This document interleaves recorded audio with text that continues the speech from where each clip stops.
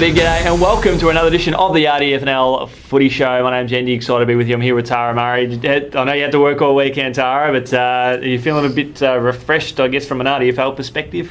I am a little bit.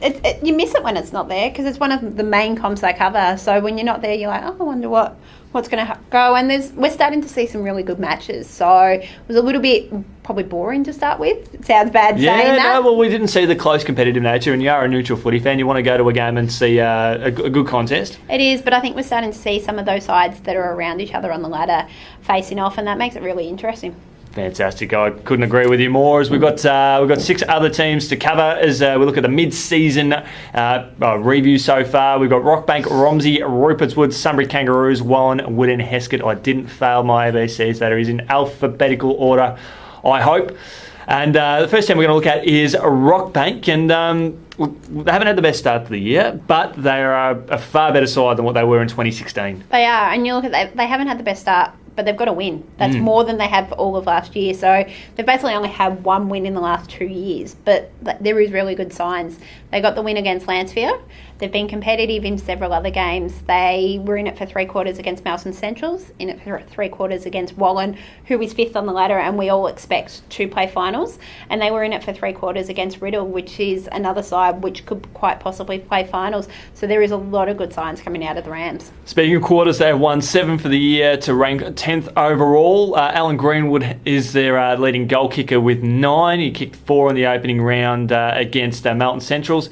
For scoring, they've averaged 52 points a game. They've conceded 114 to be the second worst in the competition in that department. But traditionally, I think their first halves are quite strong, and then it's just I guess the experience sort of gets away from them in the second half. It is. They are running out of legs a little bit, and they're missing those big bodies. I know, speaking with co-coach Lee Spall, he said they need a full forward. Yep. That's one thing they are looking for next year. They need a big, powerful forward, and it's going to come, and that's it. They've got plenty of players at the club, which is a big difference from 12 months ago. They've now got 3 open age sides, plus their 18s.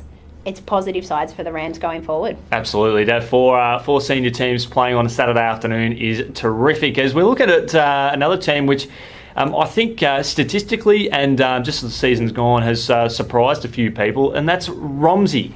Tell us a little bit about them. Romsey has been the surprise packet. I think obviously they're 4-3, so their form says mixed, but you've got to look at who they've got wins against.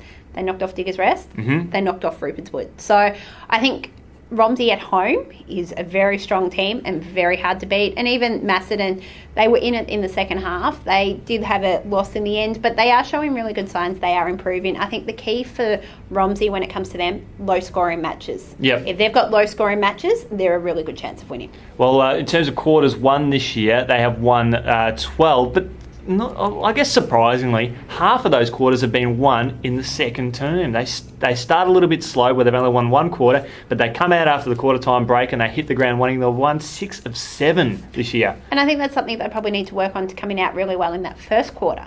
If you come out well in the first quarter, that's going to give you a lot more momentum. Obviously, what's been said at quarter time is really working, but I think they need to build that they start well and continue that on.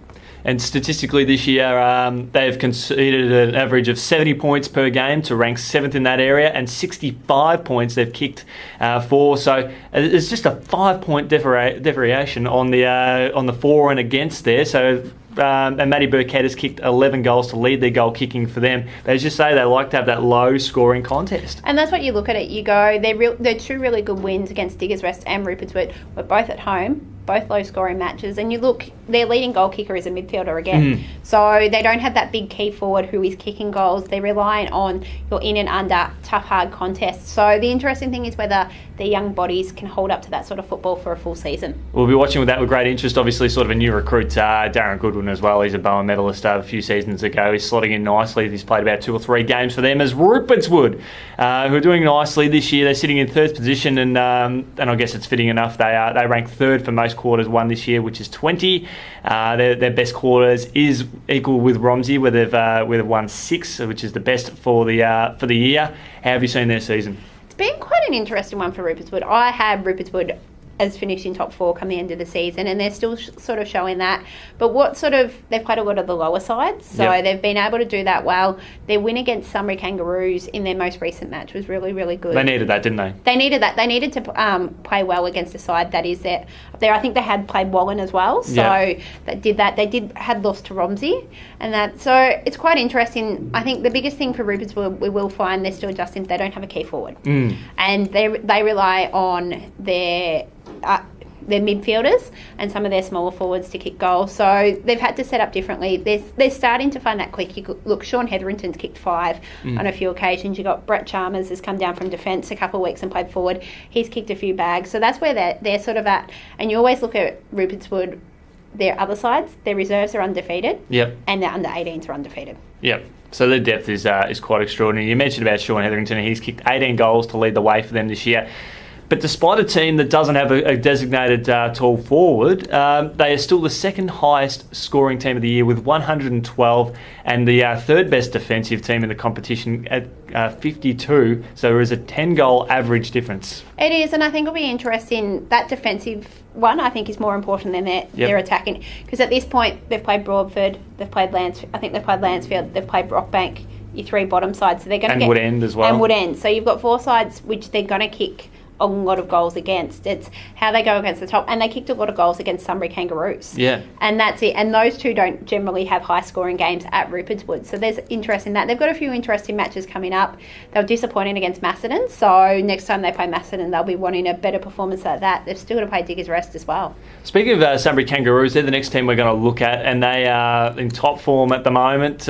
They've won 18 quarters for the year. Their best quarter is the first quarter, where they've won 6 of 7, so they are fast started. Ryan Pretty, second leading goal scorer in the competition with 28. They are the 4th highest scoring team at 97 points, and same in that department for the defence with 63 points. How have you seen their season? They're building. They're a side that did bring in a lot of players in the pre-season, and they brought them in across the board. You brought in Phil Lobb and Mitch Farmer up forward. They were going to take time. You bring in Chris Potrero into the midfield. Obviously, and Burgess as well. There's another one up forward. So you've got those guys. Obviously, Potrero is going overseas later in the year. He will be a big loss for them. But I think Sunbury are building. You look... Johnny Corso's been a good handy addition. You've got Johnny Corso as well. So you've got quite a few new guys. For Sunbury, it's knocking off one of those top sides. They've had 2 losses. Yep. They lost to Diggers Rest by 14 points, and they lost to Rupertswood by 22 points. So the sides above them in that top 4, they're yet to beat. They do have Macedon in their next game as well, so that's going to be a big challenge for them.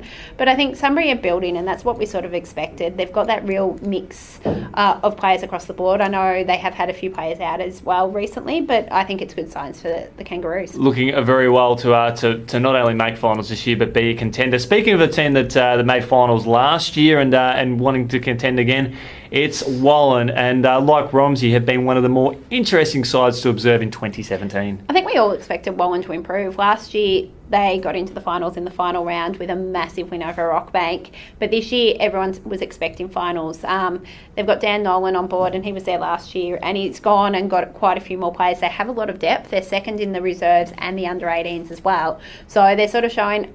I'm sort of finding a lot of time they're doing what they need to do to get the wins. They may not be brilliant wins, but they're doing enough. And obviously they lost to the Sunbury Kangaroos a couple of weeks ago, but it was only 1 quarter that cost them there. So they haven't quite matched it with those top sides. So that's their next step. Probably the same could be said for their round 1 loss to Macedon, where they they conceded 43 points to nothing in the first term. And it's no surprise that that's one of their weakest terms this year. They've only won 3 for the in duration, but they finished the game strongly. They rank one of the best in the competition. I think at least second with 6 out of 7. They've won 15 quarters for the year to rank 5th overall. That's where they sit with the points that they've kicked this year, 89. To be 5th overall, and then 8th best or 8th worst defence in the competition with 65 points for a 4-goal differential. Dan Nolan, leading goal kicker with 19, and he comes into this coming week with a bag of 7 under his belt too. It is. You've got the coach leading the way, and you can't ask for much more than that. Yep, exactly, leading by example. And the final team we're covering in the mid-season review, we've covered 11 clubs so far. It is Woodend Hesket, and look, they've done all right this year. They've won 10 quarters for the year to be 9th overall. They averaged 75 points a game to be 7th overall, and rank in that area as well for the defence. They've conceded an average of 86 points a game to be 6th. Max Ambler kicking 12 goals. He kicked, I think, 8 goals this past, the last game against Broadford. But that is the big game. They go out, they kick 33 goals one week, and all of a sudden, or before then, these averages were down. They were, and that's it. You look at it, those stats show them as a middle-of-the-table team. But they've won 2 matches, so that's sort of showing they're not living up to what those results sort of say. I expected them to have a few more. They've probably gone a little bit backwards. They've only knocked off Lansfield and Broadford, who we both know are struggling. So for them, it'd be pretty disappointing to have only 2 wins at this point of the season. And they did lose to Riddle only a couple of weeks ago. They win that game, Riddle lose that game, then the roles are reversed. All of a sudden, the Hawks are knocking on the door. They're sitting in 7th position. They're 3 and 4. So that game could make a big difference at the end of the season. It is, and they're the games Woodend has to win. If they want to be around the mix for finals, they have to beat those sides that aren't in the top 6. So that is your Riddles, that's your Rockbanks, that's your Melton Centrals. You need to be beating those sides, and I think they've got a few of them coming up. So it'll be quite interesting how they go against those sides. They need to start getting those results if there are any chance of finishing where they want to finish. Massive question I have for you is they've got one of the biggest recruits of the season, one of the best midfielders of the season, Dan Toman. Is he a chance to win the Bowen medal this year? Depends. When you're in a losing side, it does make it hard. Yeah. But obviously, coming into pre-season, I was excited about Dan Toman. I saw him play a few games with Sunbury Lions, and he dominated. He'd been at VFL level as well. And his most recent game, he had 53 possessions and kicked 4 goals. If he does that every week, yep, you're going to get votes every week, and you're going to help your side win every week. So if he continues that form, there is a possibility. But then at the same time, Woodend probably needs to start winning, because a lot of time your votes will go to the winning teams. Naturally, I think that's going to be an interesting one at the business end of the season. If the Hawks win a couple more games, Dan he's been named probably named the best player out of 6 or 7 games or something like that from the club's perspective, and he stands out from an umpire's point of view. I have no doubt about that. Always in the midfield, always kicking goals. Will be great interest with him at the business end of the year. It is, and I think there's been quite a few players across the board who have been pretty consistent. Sean Hetherington of Rupertswood was another one that's been in the mix. Matt Burkett of Romsey has been in there, and he's kicking goals as well. So when you kick goals, you do stand out a little bit. So there's a couple of others who I think will be up there come Bowen medal at this point of the year. Who would be your tip at this stage of the season? Don't know, I hadn't thought of that. Because you've got quite a few of your Masset in midfield as well. You look, Jason Cook can play forward, go through the middle, and all of that sort of stuff. So there's quite a few that will be in the mix at this time. Yeah, we'll be watching that one with great interest. I wouldn't be surprised to see someone like a Sean Harrison maybe get the honour at the end of the season. I know he's polled well in recent times, but I wouldn't be surprised if Dan Toman, at the very least, if the Hawks don't win another game for the season, he'll finish at least top 5, and who knows what could happen. I think we're seeing an even balanced competition. You say an even balance, but there is a big gap between the top 4 and probably the top 5, including Wallen. It's that fight for 6th place, which I think is going to be the interesting place in the run home. You've got, obviously, Romsey is in that spot at the moment, and I think they'd be favourites within the way they've performed against Rupertswood and they performed against Diggers Rest. But then you've also got Riddle, that's only a game back. You've got Melton Centrals, that's a game back. And you've got Wood and Hesket, which will also be fighting for that spot. We'll be watching with that one with great interest. Tara, thanks so much for joining us again this week. We look forward to catching up with you later on in the week as we preview round 8 in the RDFNL.